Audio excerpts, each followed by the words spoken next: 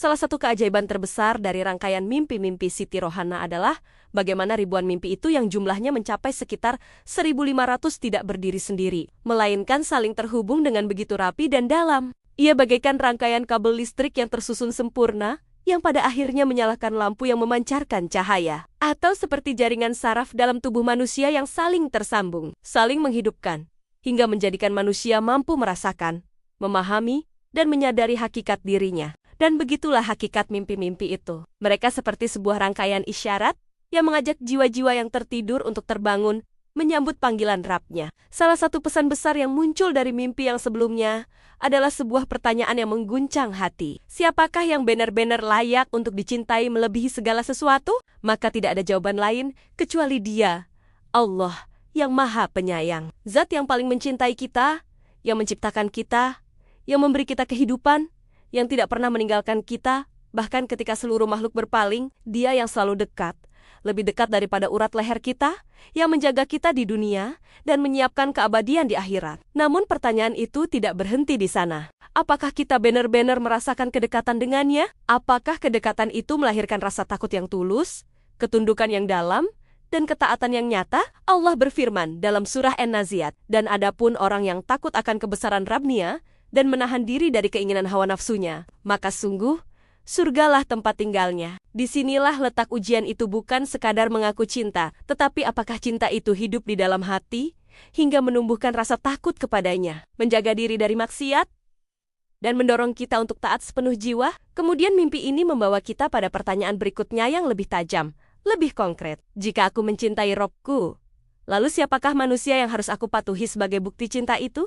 Maka jawabannya hanya satu. Patuhilah seorang manusia paling mulia di muka bumi, Rasulullah. Allah menegaskan dengan sangat jelas dalam surah Ali Imran. Katakanlah wahai Muhammad, jika kalian mencintai Allah, maka ikutilah aku. Niscaya Allah akan mencintai kalian dan mengampuni dosa-dosa kalian. Dan Allah Maha Pengampun lagi Maha Penyayang. Ayat ini adalah penegasan yang tak terbantahkan, bahwa jalan menuju cinta kepada Allah tidak akan bisa ditempuh kecuali dengan mengikuti sunnah yang diajarkan Rasulullah. Maka mencintai beliau bukan sekadar menyebut namanya dengan penuh hormat, bukan hanya memuji keagungannya dengan lisan. Itu belum cukup. Cinta sejati adalah mengikuti.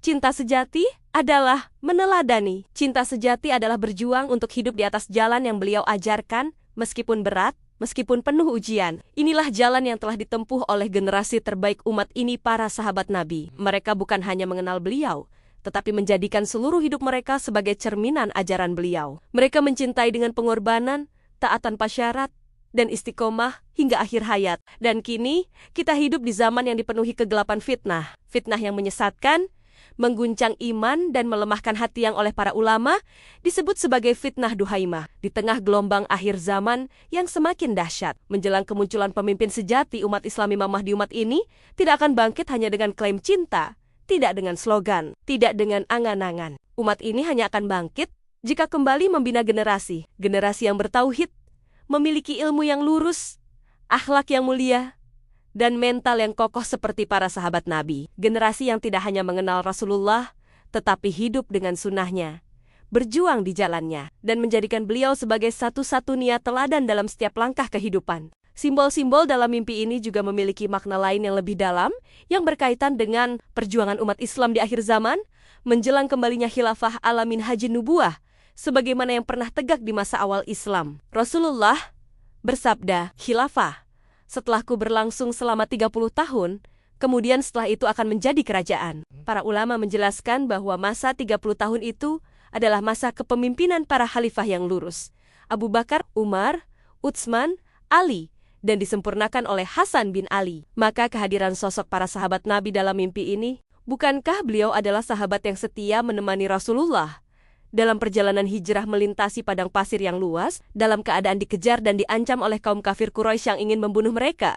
Allah mengabadikan momen itu dalam Al-Quran. Janganlah engkau bersedih, sesungguhnya Allah bersama kita. Itulah Abu Bakar, sosok sahabat yang bukan hanya mencintai Rasulullah, tetapi mengorbankan segalanya demi membela dan menemani beliau di saat paling genting. Adapun tenda putih dalam mimpi ini juga memiliki makna yang sangat kuat. Ia mengingatkan kita pada hadis tentang keadaan umat Islam di akhir zaman, bahwa manusia akan terpisah menjadi dua kelompok besar. kelompok yang murni imannya tanpa kemunafikan, dan kelompok yang tenggelam dalam kemunafikan tanpa iman. Tenda putih itu menjadi simbol kemurnian iman, tempat berlindung bagi hati yang lurus, yang tidak tercampur dengan keraguan dan kemunafikan. Sedangkan kuda yang ditambatkan adalah simbol persiapan dan kekuatan. Ia mengingatkan kita pada perintah Allah dalam Al-Quran, dan siapkanlah untuk menghadapi mereka kekuatan apa saja yang kalian mampu, dan dari kuda-kuda yang ditambatkan. Namun persiapan itu tidak dimulai dari medan perang, ia dimulai dari jihad yang paling mendasar.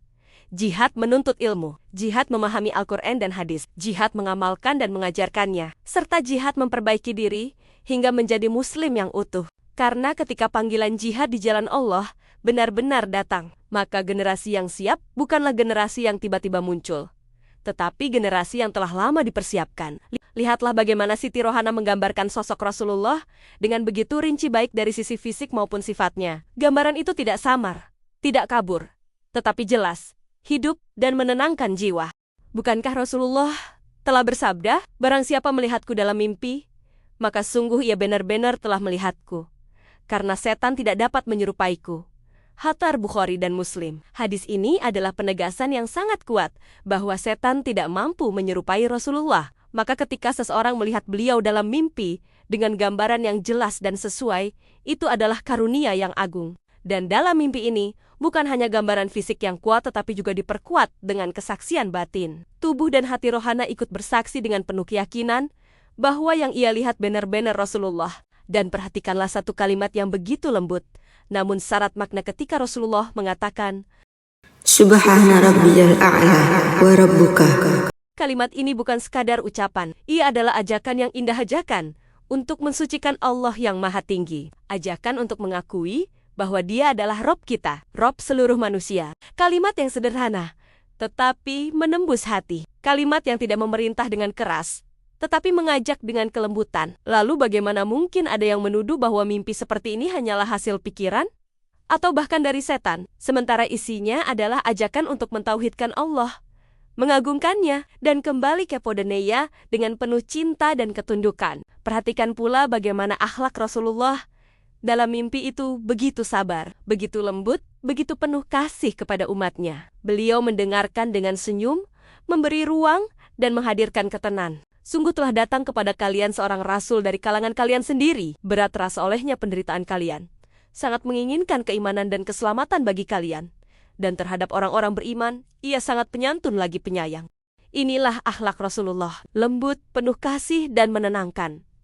Namun lihatlah keadaan sebagian umat Islam hari ini. Betapa tajam lisan kita, betapa mudah kita melukai, betapa sering kebenaran disampaikan dengan cara yang keras, bahkan menyakitkan. Padahal Allah telah memberikan tuntunan, serulah manusia kepada jalan Tuhanmu dengan hikmah dan pelajaran yang baik, dan bahkan kepada Firaun yang begitu zalim Allah memerintahkan. Maka berbicaralah kamu berdua kepadanya dengan kata-kata yang lemah lembut. Jika kepada Firaun saja diperintahkan dengan kelembutan, lalu bagaimana dengan sesama kaum muslimin? Kebenaran yang disampaikan tanpa hikmah bisa terasa keras, dan nasihat yang disampaikan tanpa kelembutan bisa kehilangan cahaya. Hati manusia tidak dibuka dengan paksaan, tetapi disentuh dengan kasih sayang. Apa yang lembut akan lebih mudah diterima, apa yang tulus akan lebih dalam membekas. Dan satu hal yang sangat penting, isyarat bahwa Rasulullah menyampaikan pesan itu kepada Rohana saat ia masih kecil bukanlah tanpa makna. Ini adalah peringatan besar bagi para orang tua, bahwa tugas utama bukan hanya menjaga jasad, menanamkan cinta kepada Allah dan Rasul-Nya sejak dini, mengajarkan mereka untuk mengenal sunnah, mencintainya, dan hidup di atasnya. Karena keselamatan anak-anak itu tidak ditentukan oleh dunia yang mereka miliki, tetapi oleh iman yang mereka bawa. Rasulullah bersabda, setiap kalian adalah pemimpin, dan setiap kalian akan dimintai pertanggungjawaban atas yang dipimpinnya. Hadis riwayat Bukhari dan Muslim. Orang tua adalah pemimpin bagi anak-anaknya, dan kelak mereka akan dimintai pertanggungjawaban. Maka jangan biarkan anak-anak kita lebih mengenal tokoh dunia daripada Rasulullah. Jangan biarkan mereka lebih mencintai hiburan daripada Al-Quran. Jangan biarkan hati mereka kosong dari sunnah, karena setiap usaha dalam mendidik mereka di jalan Allah tidak akan sia-sia. Ia akan menjadi cahaya di dunia dan menjadi pahala yang terus mengalir hingga akhirat.